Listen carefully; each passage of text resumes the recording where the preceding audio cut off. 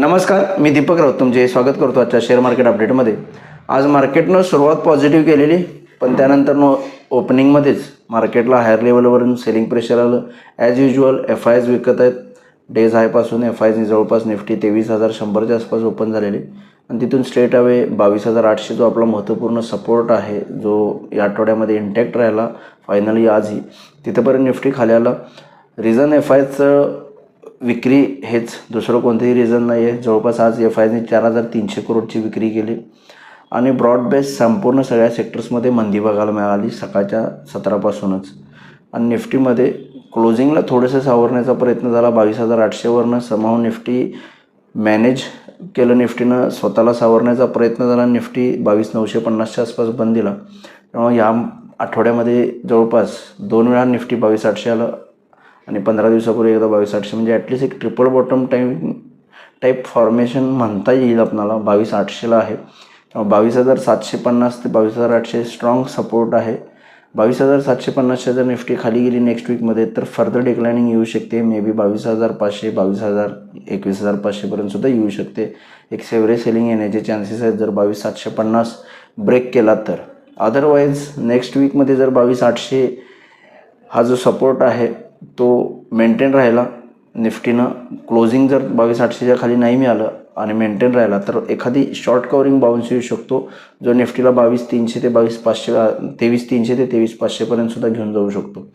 तर नेक्स्ट वीकमध्ये ह्या support level 22,750, 800 support levels watch करणं खूप गरजेचं आहे। जर सपोर्ट इंटॅक्ट राहिला तर मला वाटतं निश्चित एक शॉर्ट कवरिंग आपणाला एंड ऑफ द वीकमध्ये किंवा ड्युरिंग द वीकमध्ये बघायला मिळू शकते।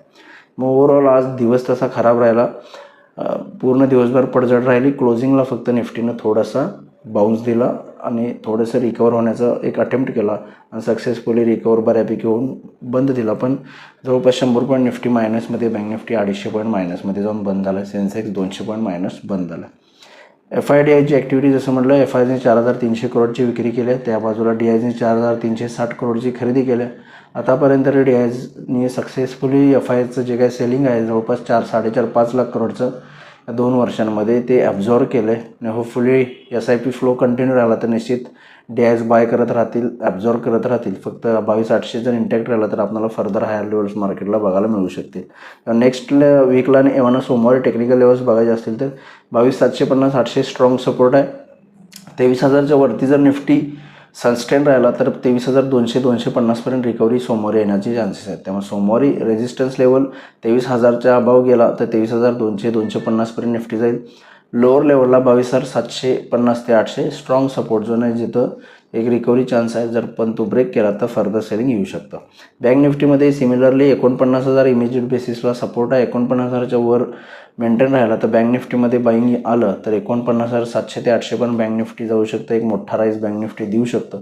पण 49,000च्या खाली गेला तर 48,700पर्यंत बँक निफ्टीला जागा आहे, तो खाली बँक निफ्टी 49,000च्या खाली 48,700पर्यंत जाऊ शकतं, तिथे एक चांगला सपोर्ट आहे। या टेक्निकल लेवल्सनुसार सोमवार तुम्ही ट्रेड करू शकता। आज NSEमध्ये 340 शेअर्स वाढले, त्या बाजूला 2,260 शेअर्स पडलेत। निफ्टीमध्ये 9 शेअर वाढले, फक्त 41 शेअर्समध्ये निफ्टीमध्ये पडझड आहे। ओव्हरऑल पडणाऱ्या शेअर्सची संख्या जास्त आहे। सेक्टर इंडिसाइजेसमध्ये सुद्धा संपूर्ण सगळे सेक्टर्स जे आहेत ते निगेटिव्ह टेरिटरीमध्ये जाऊन बंद झाले। त्याला लीड केलं आहे एनर्जी, फार्मा, मेटल, ऑटो या सेक्टरनं। त्यापाठोपाठ बँक आणि FMCG सेक्टरमध्ये सुद्धा पडझड झाले। सगळे सेक्टर्समध्ये ब्रॉड बेस सेलिंग आले। मिड कॅप, स्मॉल कॅपला सगळ्यात जास्त सेलिंग आज बघायला मिळाले आजही।